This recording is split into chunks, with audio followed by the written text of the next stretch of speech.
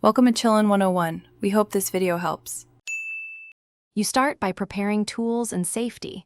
This speeds the repair and prevents damage. Disconnect the negative battery terminal and wait 5 minutes to discharge capacitors. This avoids shorts. Once done, remove the side fairings and the 4-meter screws. Support the cluster as you pull it free. Make sure to document connector positions with photos before unplugging. This saves time when reassembling. Use an ESD strap when handling the PCB to prevent static damage, because onboard electronics are sensitive.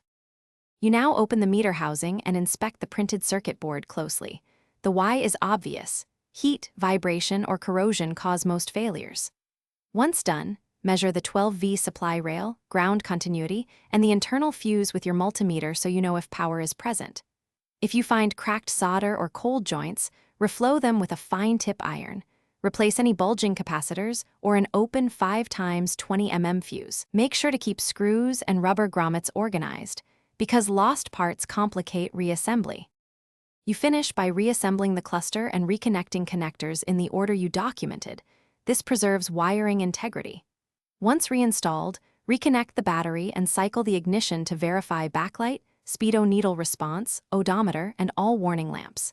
If values are off, perform a short calibration ride and confirm speedometer accuracy against GPS. Adjust per service manual if available.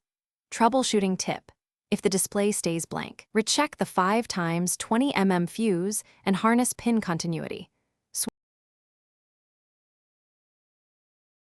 Thanks for watching. Consider subscribing if we helped you.